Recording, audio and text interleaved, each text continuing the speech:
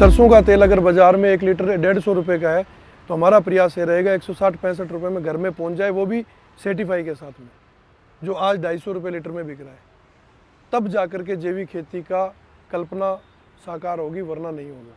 क्योंकि जिसके पास पैसा वो तो खा लेगा, जिसके पास पैसा नहीं वो क्या करेगा।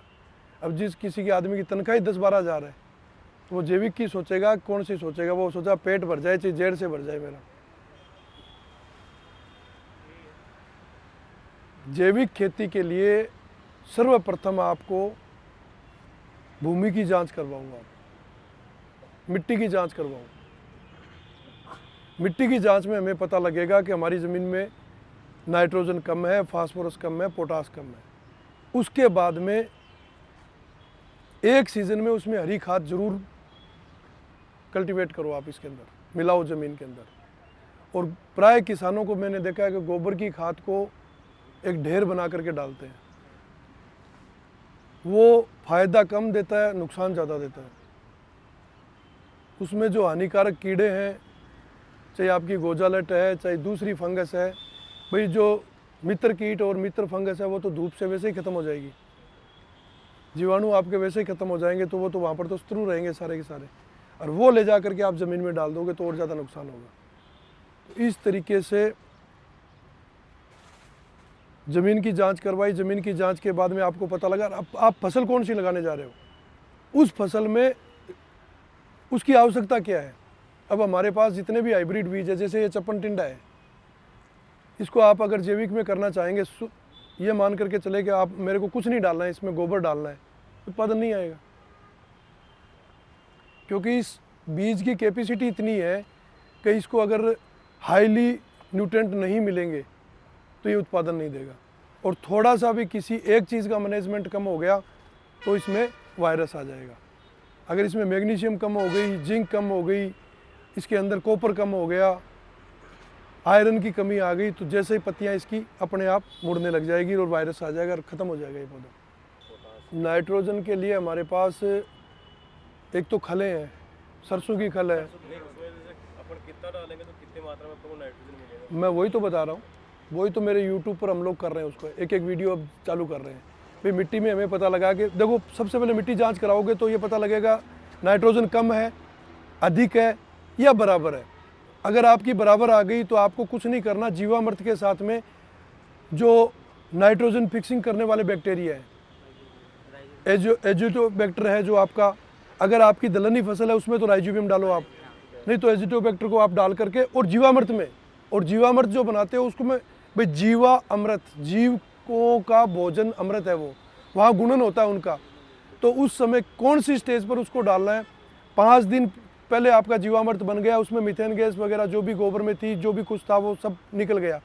5वें दिन के बाद में, जब 2 दिन आपको उसको डालना है ज़मीन में, 7वें दिन के बाद में डाल सकते हो, तो उस समय उसके अंदर 200 लीटर के अंदर आपने कल्चर, आपको एजिटोबैक्टर को अगर 200 ग्राम, 250 ग्राम, 300 ग्राम, जैसी भी आपके पास सुविधा है उसको डाल दो आप। उसी के साथ आप फास्फोरस के भी डाल सकते हो।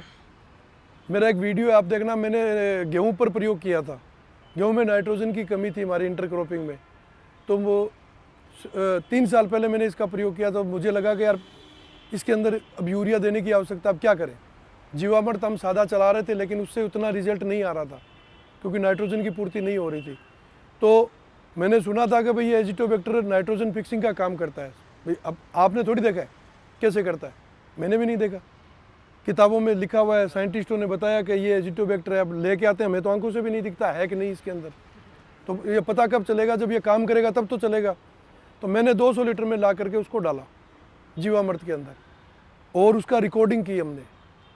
जो पीली क्यारी थी उसके अंदर हमने पानी चलाया और उसके साथ में खुला उसको दिया। तीसरे दिन जा करके देखते हैं कि हमारी वो क्यारी बिल्कुल जेड ब्लैक हो गई। तो हमें बहुत ज़्यादा खुशी, मेरे को यार हमारे पास हथियार हाथ आ गया भाई, बिल्कुल ये काम तो करता है। अभी ये हवा से ले रहा है, एक ज़मीन से ले रहा है, नाइट्रोजन कहाँ से ले रहा है, लेकिन ले रहा ही है और पौधों को दे रहा है, तो हमें रिजल्ट मिल गया उस चीज़ का। तो इसी तरीके से आपकी जो सरसों की खल है, अब सरसों की खल को अगर आपने उसको 10 किलो सरसों की खल 200 लीटर पानी में डाल दिया और उसके अंदर 5 लीटर गोमूत्र डाल दिया आपने, और 100 ग्राम आपने न्यूट्रिएंट डाल दिया उसके अंदर, चाहे ह्यूमिक एमिनो का, इनका कम्युनिकेशन जो भी आपके पास है, जो प्रोटीन कार इनका निर्माण करते हैं उनको डाल दिया, तो उसकी मारक क्षमता जस्ट 4 गुना ज़्यादा बढ़ गई। और उसको जैसे ही आप पानी के साथ चलाओगे आपको रिजल्ट दिखेगा उसके अंदर।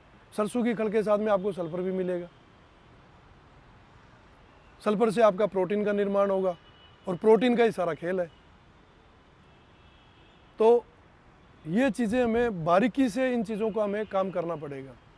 अब जैसे फास्फोरस की लगभग हमारी ज़मीनों में फास्फोरस खूब है, सिर्फ आपको फास्फोरस फिक्सिंग बैक्टीरिया डालना है। सूक्ष्म जीव है बड़े, पोषक तत्व है। हाँ, और पोटाश उनकी पूर्ति के लिए क्या करते हैं आप? पोटास की पूर्ति के लिए देखो बेसिकली तो आपको क्या करना पड़ेगा, अगर आपकी ज़मीन में है जब तो केएमबी बैक्टीरिया डालो, और केएमबी बैक्टीरिया से पूर्ति नहीं होगी पूरी, तो हमारे पास प्रकृति के अंदर एक तो जितने भी चौड़ी पत्तियों के पेड़ हैं, ज़मीन में गहराई में जो बड़े पेड़ हैं उनकी पत्तियां पतझड़ के मौसम में निकलती है। और उदयपुर संभाग में इस साइड में तो पेड़ों की घनता खूब है, आपके सागवान के लिए काफ़ी पेड़ है, बड़े बड़े पेड़ है, महुआ के रिन के पेड़ है। इनकी पत्तियों को इकट्ठा करो, और जब हम खाद बनाते हैं तो नापेड वाली जो खाद बनाते हो या दूसरी जीवाश्म खाद बनाते हो, कोई भी उसको नाम दो, उसके अंदर 25% रेसा रखो उसका। केले के पत्ते जो बाजार में रोड के ऊपर फेंक के जाते हैं लोग, उसको अपनी खाद में शामिल करो। केले की पत्तियों के अंदर पोटास की मात्रा खूब होती है, लेकिन उससे भी आपकी फसल को पूर्ति नहीं होगी, किसान नहीं कर पाएगा। बील पत्र जो आता है, हम लोग अभी मैं दिखाऊं आपको, बना हुआ है, मंडी में जाते हैं, मंडी में जा कर के जहाँ बील पत्र के ट्रक उतरते हैं तो उन गाड़ियों के क्या वो फूट जाते हैं, कुछ उसके वो सूख जाते हैं, तो वो बाहर निकाल देते हैं कचरे समझ करके, और हम गाड़ी लेके जाते हैं, उनको 100-200 रुपये देते हैं, गाड़ी भर के ले आते हैं। बील पत्र को कूटा, उसको कूट के उसका चूरा बनाया, चूरा बना के ड्रम में डाल दिया, 50 किलो बील पत्र के अंदर 5 किलो गुड़ डाल दिया हमने और पानी डाल दिया, और जब ये 20 से 25 दिन का हो जाएगा और इसमें सौंधी सौंधी खुशबू आने लग जाएगी, उस समय आप केएमबी बैक्टीरिया डाल दो उसमें, पोटाश सोलेबल बैक्टीरिया। ये कितना डालना पड़ता है?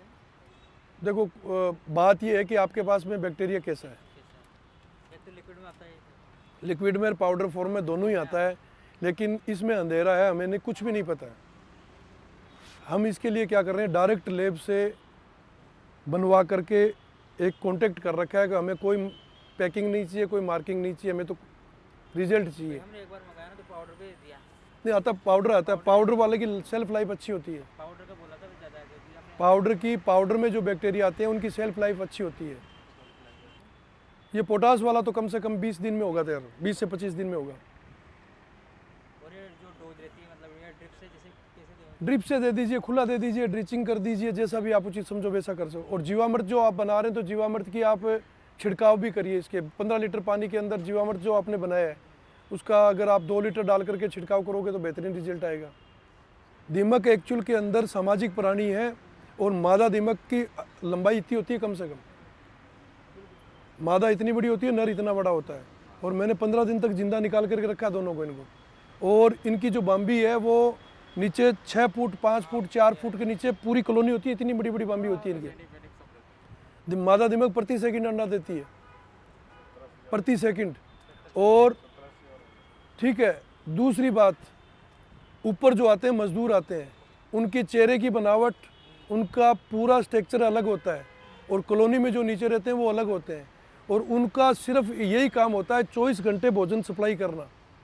अगर 1 मिनट भी रुकते हैं तो उनकी पूरी की पूरी चेन टूटती है, तो उनको तो भोजन चाहिए। अब किसान ने गलती कहाँ पर की है, 3 गलती की है किसान ने।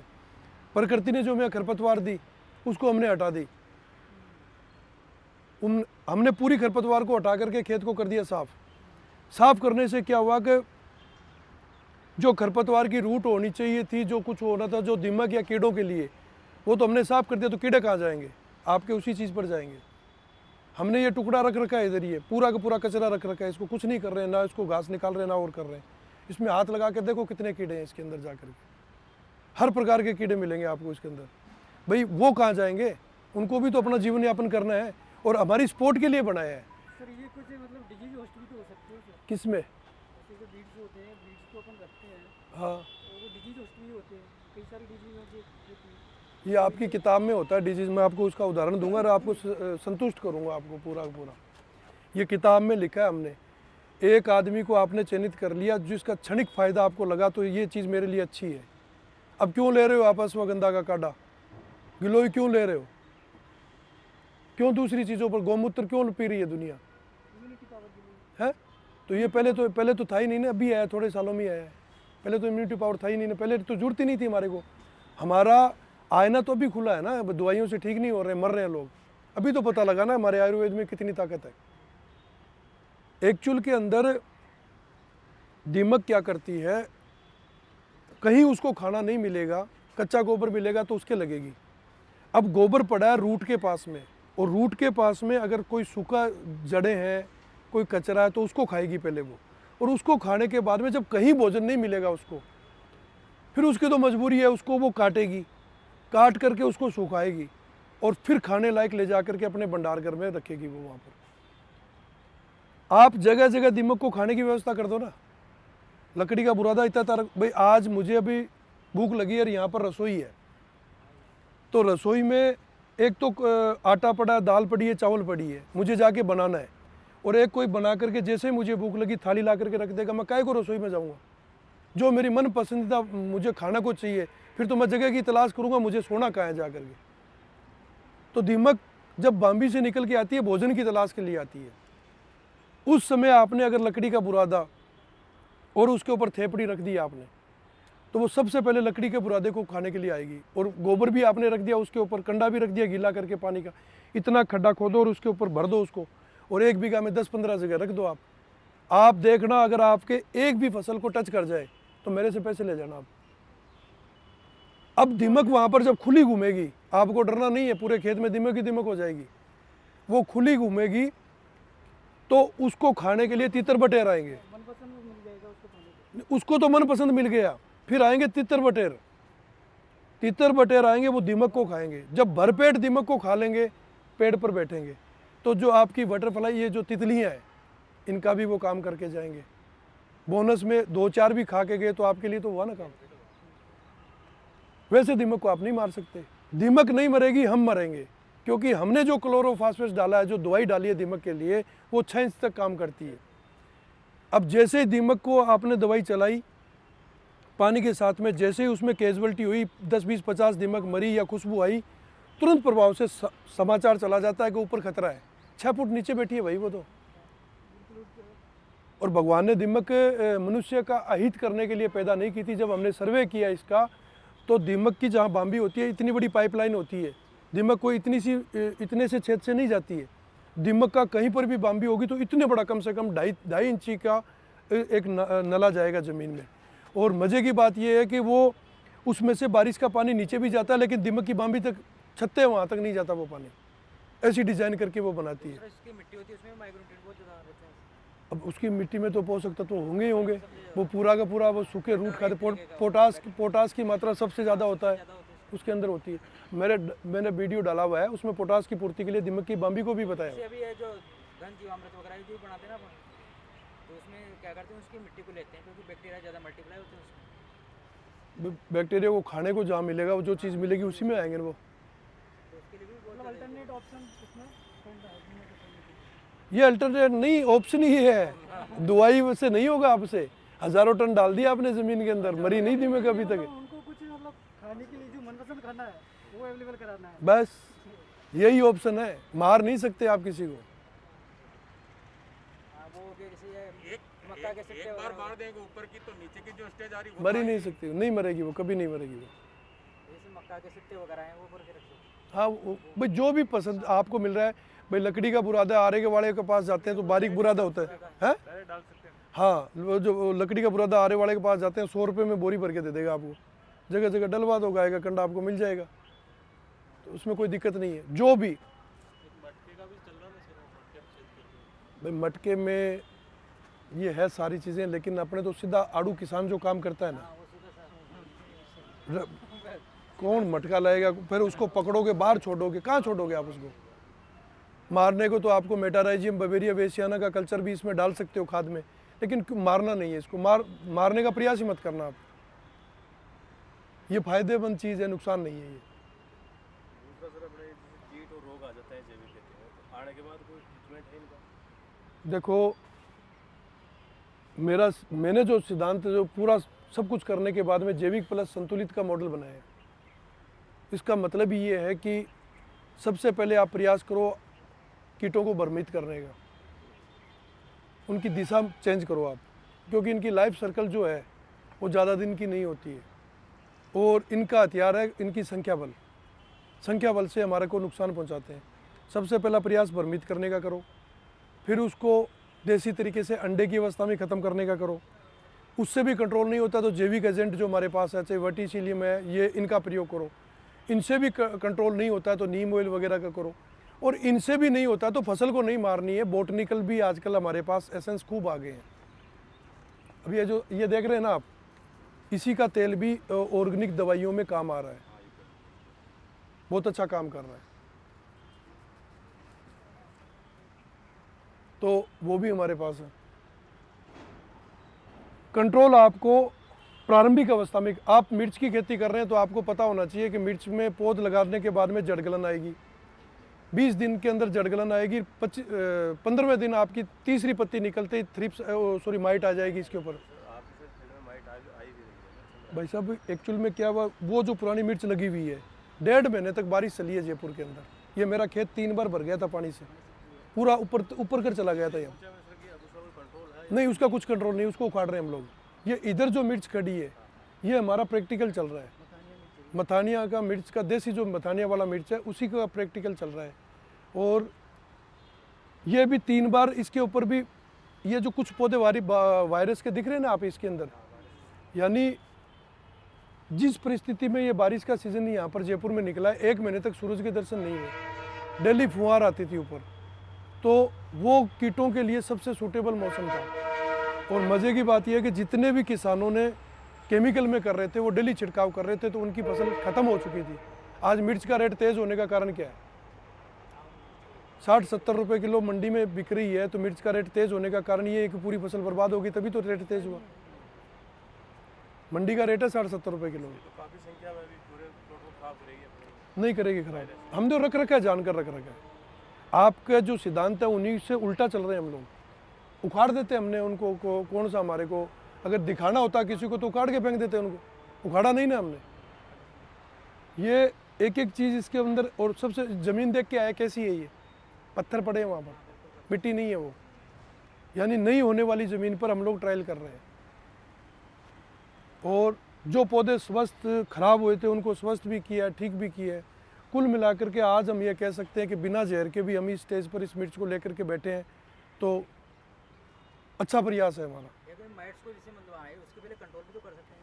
कंट्रोल समझे नहीं, बारिश में आप कैसे छिड़काव करोगे? बारिश का तो हो गया, हाँ, उससे आती है उसके लिए मैं वही तो बता रहा हूँ भाई। क्या होता है कि माइट को कंट्रोल करने के लिए आप केमिकल में किससे करते हो? वो तो जैसे ओबेरॉन वगैरह आता है, स्पाइरोमेसिन वगैरह, ओबेरॉन मैं नहीं जानता, स्पाइरोमेसिन वगैरह आता है वो आता है, लेकिन एक्टिसाइड ही होती है उनके यूज करते हैं। माइट कंट्रोल का कंपनियों का नाम कुछ भी हो सकता है, मुझे नहीं पता।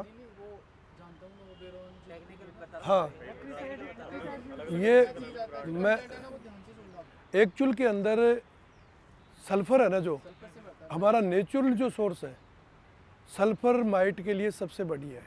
प्रोटोजोआ और माइट्स सल्फर से ही मरेगा, बाकी आप दुनिया की कोई भी चीज़ डाल दो। जैसे भी है जो 80% सल्फर होता है, एक तो वो करवाते हैं, जैसे बुरका वो कराते हैं सल्फर का 80% का, तो उससे कंट्रोल नहीं होती है। लेकिन वो जैसे 7 या 8 दिन तक ज़्यादा है फिर नहीं नहीं नहीं नहीं नहीं, अभी आप सुनिए मेरी बात आगे। नहीं टेम्परेचर देखो, आप तैयारी करिए 50 डिग्री के ऊपर। आने वाले टाइम में 50 डिग्री में सब्जियां उगाने की आपको प्रैक्टिकल होना चाहिए आपके पास। और अगर आपके पास 50 डिग्री का नहीं है तो आप खेती नहीं कर पाओगे, और आपको पपीता माइनस में करना है। प्रकृति अब हमारा साथ नहीं देगी। मैं ये कह रहा हूँ कि जब जरूरत थी बारिश की तब बारिश नहीं, और जब जरूरत नहीं थी तब बारिश आई है, तो इसके लिए आपको तैयारी करनी पड़ेगी। और जो हमारे गणित में जो चल रहे हैं ना आपके, कि भाई ये सारनी बना रखी है, मई में ये लगाएंगे, जून में, उसको 1 महीने आगे सरका दो, 1 महीना 1.5 महीना उसको आगे पलट दो उसको। जिन लोगों ने गोभी लगाई थी गर्मियों में, उनसे जाकर के पूछो गोभी का क्या हाल है। अगेती गोभी जो लगाते हैं उनसे पूछो तो सही जाकर के क्या हाल है उनका। 5-5 बार लगा लिया हमने, गलत थोड़ी बोल रहा हूँ मैं। टमाटर का क्या हाल है? सारे सब में तो 1 महीने आगे सरका दो इसको। और अब आपको तैयारी, हमारे पास ये इधर हमने एक देसी वैरायटी का टमाटर लगाया है। नहीं, अभी लगाया, देसी लगाया, छोटे पौधे अभी लगाए। अब कुछ प्रजातियां हमारे को ऐसी निकाल के लानी पड़ेगी जो इस लड़ाई को लड़ ले। और हमारे साइंटिस्टों को भी अब ये काम करना पड़ेगा कि टेम्परेचर टमाटर के लिए आदर्श तापमान 32-35 है, उसको 40-45 पर लेके जाए। अभी कुछ वैरायटी है जो 40 तक, मतलब 40-45 तक कर लेती है। अभी चल रहा है 36-37 का अभी चल रहा है। जो गर्मी का होता है ना, हाँ। जायद वाला, 45 तक कंट्रोल। कहाँ करोगे आप काम इसके अंदर? तो ऑर्गेनिक के अंदर अगर इस माइट को, अब हमारे पास ऑर्गेनिक में सल्फर कहाँ से मिलेगा? क्या सोर्स है हमारे पास? ऑर्गेनिक में सल्फर सल्फर का सोर्स क्या है हमारे पास? है जी, कुछ नहीं होगा बैक्टीरिया से। ये मेरे जैसे यूट्यूब पर बोलने के लिए बहुत अच्छी चीज़ है। बैक्टीरिया से क्या होगा सर? माइट को कैसे रोकोगे बैक्टीरिया से? नहीं, बैक्टीरिया नहीं, हमारे को नेचुरल सल्फर चाहिए, नेचुरल तरीके से सल्फर चाहिए। कैसे मिलेगा? बीएससी एग्रीकल्चर है क्या? तो आपने पढ़ा है यार, बहुत अच्छे से पढ़ा है। मैं बताता हूँ आपको, कोई बात नहीं।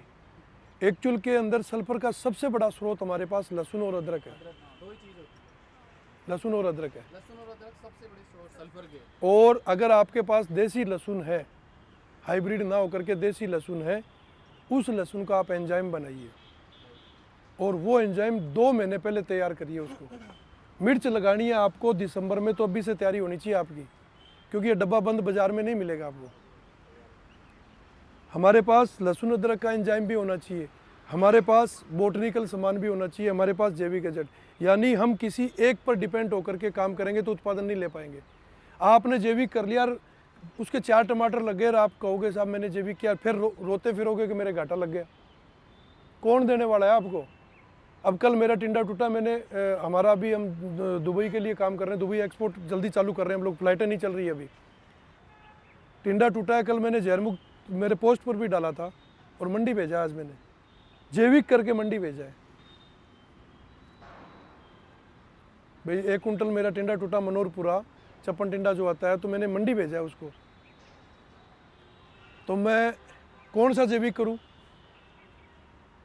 प्रवचन देने को बहुत अच्छे प्रवचन देने आते हैं, मंच पर बैठ करके भगवान की माला बहुत लोग फेरते हैं, और असली माला कहाँ फेरनी होती है वहाँ फेरते हैं क्या वो? ये देखो आप। और किसान को वही बोलो जो किसान के लिए सूटेबल हो, क्योंकि आपको आदर्श मानता है किसान। और आपके देखे देख कोई नौकरी छोड़ के आ जाएगा। मेरे पास दिन में ऐसे आते हैं जिनका 5 लाख का पैकेज है, 2 लाख का पैकेज है, और वो कहते हैं कि साहब हमारे को तो ये सब कुछ छोड़ के ये करना है। मैं उनको यही कहता हूँ, तू नौकरी मत छोड़, 1 महीना पहले मेरे साथ काम कर ले, आके छुट्टी लेके आ जा, और काम करने के बाद में तेरे को अच्छा लगे तो फिर नौकरी छोड़ना। आप मैंने वीडियो अच्छा सा शूट करवा करके बना करके डाल दिया, तो उससे क्या हो गया? फील्ड में क्या हो रहा है? फील्ड का देखो ना आप आकर के। वो है मैं हाँ ये ऐसे वीडियो बहुत सारे मिल जाएंगे, हाँ, यूट्यूब पे बहुत सारे मिल जाएंगे। ग्राउंड में क्या है, ऐसे है कि एक गाय से 10 बीघा की खेती कर लो, बताते हैं बताते हैं। तो मेरे भी काउंटर वीडियो भी डले हुए हैं, लाइव डले हुए हैं मेरे। मैं वीडियो नहीं, ज़्यादा लाइव ही डले हुए हैं। मैंने डाला था मैंने डाला था रेड पंपकिन बीटल के लिए, जो हमारी बेल वर्गीय फसलों को सबसे ज़्यादा नुकसान करती है। तो मैंने कहा इसका कंट्रोल बताइए कोई मुझे आप। गाय गोबर गौमूत्र से जो खेती करने वाले हैं, मैंने यहाँ पर सब्जी लगा रखी है, इस सब्जी का ये रेड पंपकिन बीटल मेरी पहली पत्तियों को खा रही है और ख़त्म कर रही है। इसका मुझे कोई भी आदमी इसका बताए कौन सी चीज़ से मरेगी। कोई कहता नीम ऑयल से मरेगी, तो मैं कहता हूँ ठीक है साहब, नीम ऑयल मैंने कितना डालना चाहिए? 20 ग्राम। मैंने 50 डाला फिर भी नहीं मरी। 100 डाल के देखा मैंने फिर भी नहीं मरी, तो वो तो रिजेक्ट हो गया। अब आ जाओ दूसरी क्या चीज़ का, ये फलानी 10 परनी से 11 परनी, जो भी जिस प्रकार के पत्ते हैं, कोई फ़र्क नहीं पड़ा उसके। 4 फसल खराब हुई है उसके ऊपर। और जो ये चपन टिंडा या टिंडा अब किसी ने बेल वाली फसल किसी के पास खड़ी है, उससे जा कर के पूछो रेड पंपकिन बीटल क्या कर रही है। तो ये कोई 2 घंटे का या 3 घंटे का सेशन नहीं है। 10 साल तो मैंने इसमें खपा दिया, अभी सीख ही रहा हूँ मैं। आप जैसे लोगों से सीखता ही रहता हूँ, अभी तक भी मुझे भी पूरा समाधान नहीं मिला है। ये तो है कटु सत्य, हकीकत है ये। लेकिन अब अपने पास इतना है कि हम लोग इसमें परिवर्तन कर सकते हैं, रेजिड्यू फ्री उत्पादन ला सकते हैं हम लोग। और उत्पादन की जो क्वांटिटी है वो चाहे केमिकल का हो चाहे रसायन का हो, उसके बराबर उत्पादन ला सकते हैं। अभी हिमाचल प्रदेश जाके आया था मैं सेब के बागानों में, वहाँ पर 3000 किसान रजिस्टर्ड है जिनके पास ऑर्गेनिक के पट्टे हैं, सर्टिफिकेट है। और जब मैं उनके बगीचे में गया, जाते बोले हमारे पास है, कोई दिक्कत नहीं सर, सेब है हमारे पास ऑर्गेनिक, चलो दिखाओ। मगर बगीचों में चलो, अपने बगीचों में लेके गया तो कुदरती सच्चा जो भी आदमी कर्म करना नियत उसकी सच्ची होती है तो भगवान उसको रास्ता दिखाता है। जैसे गया तो पेड़ के ऊपर मिलीबग लगी हुई थी, मैं वहीं रुक गया, उस किसान को पूछा भाई इसको कैसे कंट्रोल करते हो? कि सर हो जाता ही है। बताइए कैसे होता है? भाई जैविक का आपके पास सर्टिफिकेट है, जैविक आप कर रहे हो, तो ये कंट्रोल कैसे होता है? मुझे भी तो जानना है ना, मेरे से तो नहीं हो रहा। इधर उधर घूमने के बाद में बोले कि नीम ऑयल से हो जाता है। मेरे को लाओ नीम ऑयल, डालो इसके ऊपर, प्योर डालो, केवल नीम ऑयल। प्योर डाल दो, इसके ऊपर पानी मत डालो। तो लास्ट में वो बोले कि भाई साहब चाय पियो आप, वो चाय बना ही लाओ मेरे को, मैं इसीलिए आया हूँ, मैं डीजल चला करके, और सरकारी टूर नहीं है, मेरी जेब का खर्चा ही है। तब उन्होंने बताया कि हकीकत ये है कि हम लोग कामयाब नहीं हो पा रहे। फिर मैंने कहा मैं अगर आपको कामयाब कर दूं तो हम आपके साथ हैं।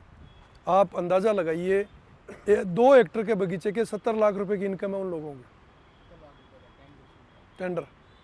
अब वो किसान काहे को तुम्हारे गौमूत्र पर रिस्क लेगा? वो तुम्हारा स्वास्थ्य कैसा भी खराब हो, उसको क्या लेना देना है? उसने 10 पेड़ रख रखे अपने।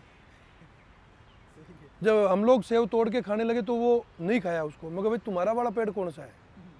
वो है उधर, चल वहां से तोड़ो सेव, तब वो तोड़। तो उनको तुम्हारे स्वास्थ्य से क्या लेना देना है? तो फिर वो चाहते हैं, ऐसी बात नहीं है, किसान चाहता है कि मैं जैविक करूं, लेकिन उसको सॉल्यूशन नहीं है। और हमने इतना भ्रमित कर दिया उसको कि वो किसान पागल हो गया। उसके एक आवाज़ तो आ रही है गाय गोबर गौमूत्र से सब कुछ हो जाएगा, एक आ रही है कि लो साहब ये बैक्टीरिया आ गया इससे पूरा हो जाएगा, एक मेरा जैसा दूसरा दिन आएगा वो कहेगा नहीं नहीं नहीं नहीं एक ऐसी खाद आई इससे हो जाएगा काम, तीसरे दिन चौथा आएगा कम। देखो इतना ज़्यादा भ्रमित हो रहा है, और बेचारा बाजार से ला के डाल रहा है, फिर भी रिजल्ट नहीं आ रहा, तो क्या करेगा वो? एक किसान ही ऐसा है जो किसी पर क्लेम नहीं करता है। आपने जो मर्जी बेच दिया, किसान ये मान करके चलता है कि मेरी गलती की वजह से ये खराब हुआ, इस प्रोडक्ट की वजह से नहीं हुआ। आप कपड़ा जूते लेके आते हो, दूसरे दिन फटते ही आप उसके दुकान के बड़े को जाके फेंक देते हो कि भैया ये जूता तेरा खराब निकला, ये फट गया। किसान ने कभी जा करके क्लेम किया? बाजार के अंदर जैविक के नाम से सिर्फ गाय के गोबर को डाला हुआ है, प्रोम बिक रहा है, उसमें क्या है? किसी की कटे एक ऐसी लाइन खींचना चाहते हैं कि गलत बोलने वाले अपने आप ही किनारे पर खड़े हो जाएंगे। किसी का अपना समय नहीं है कि किसी को पहले तो बोलें कि तू गलत कर रहा है और फिर उसको उत्तर दें और उसको संतुष्ट करें। एक दिन पूरा खराब हो जाएगा हमारा।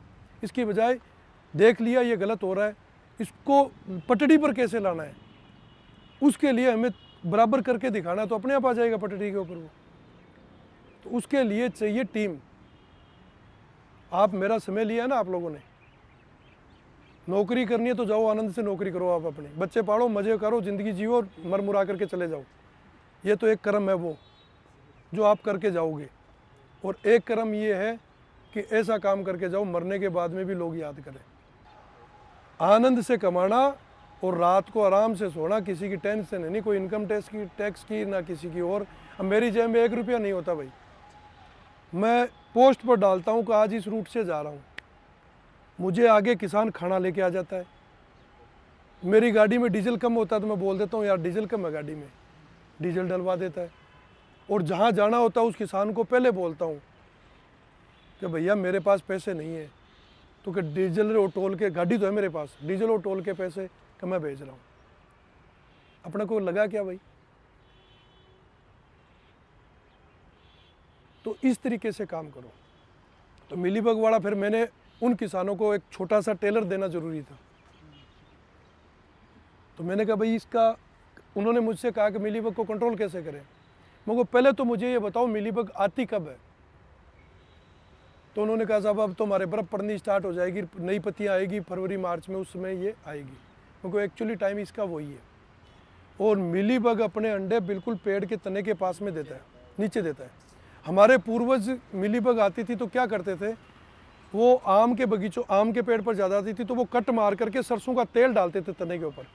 अब हम ये सोचते हैं कि सरसों के तेल से फ्रूट बढ़िया बन के आता है। अब तने के ऊपर मेरे आप सिर पर तेल डालोगे तो मेरे शरीर में कहाँ गया? सिर पर डाला ना आपने, अभिषेक करवाया तो सिर पर तो करवा दिया, तो अंदर तो नहीं गया।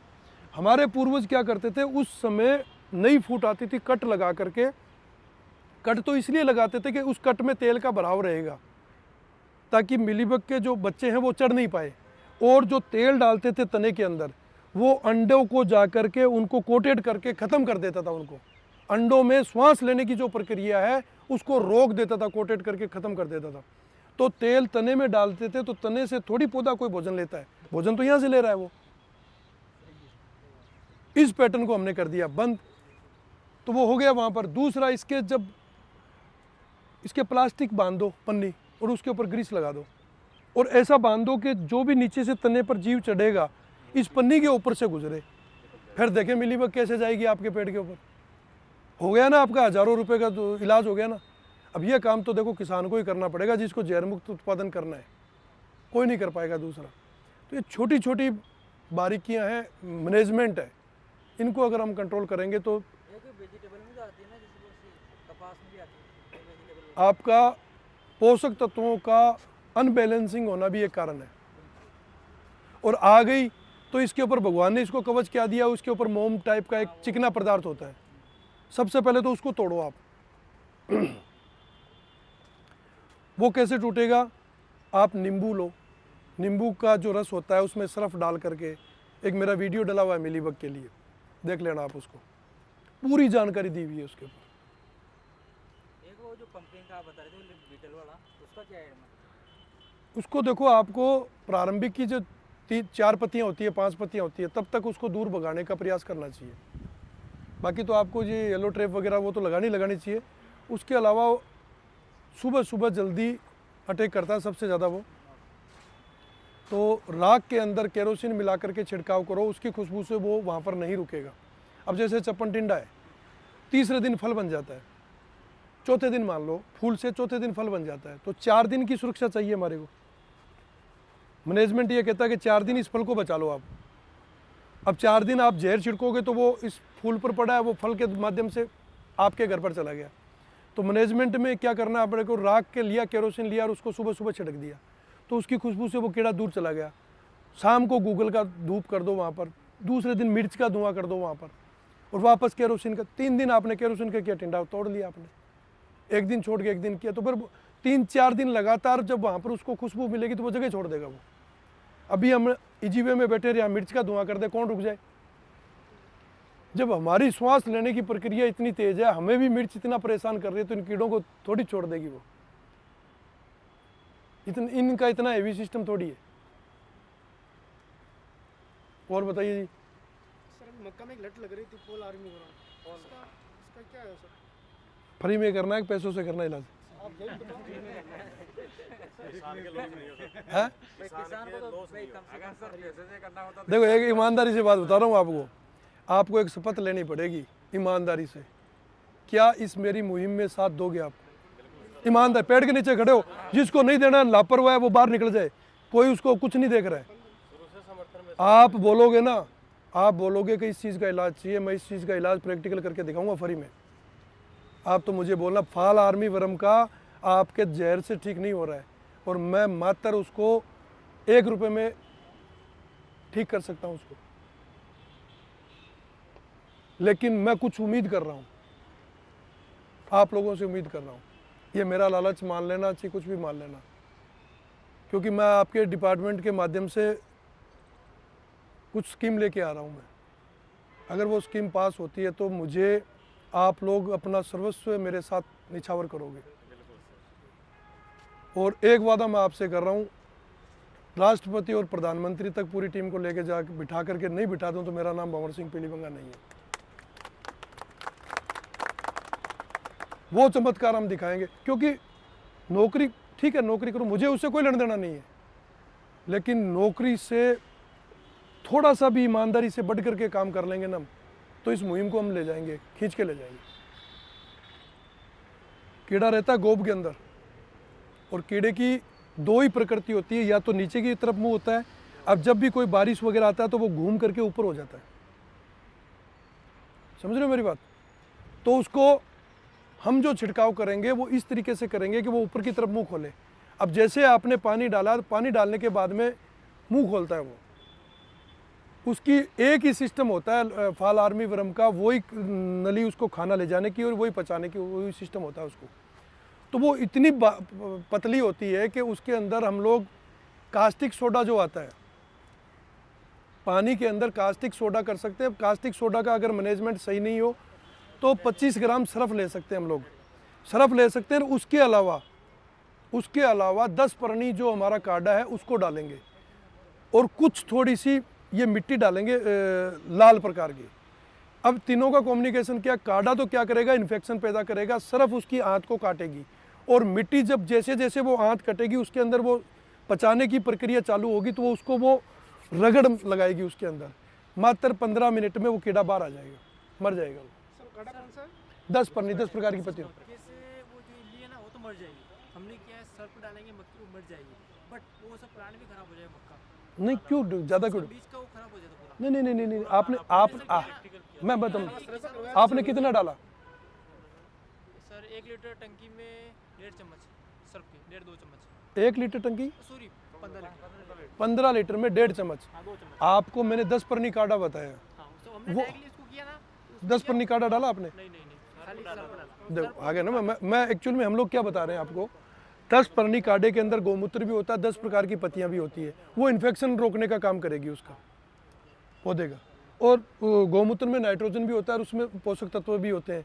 तो जहाँ अब डॉक्टर साहब ने ये हाथ काटा, काटने के बाद में यहाँ इन्फेक्शन रोकने के लिए भी तो लगाते हैं ना, आपने ट्रीटमेंट तो कर दिया, लेकिन इन्फेक्शन रोकने के लिए आपने क्या किया, सरफ की मात्रा हमें कम रखनी है, 20 ग्राम से ऊपर नहीं रखनी है, 20 ग्राम के आसपास।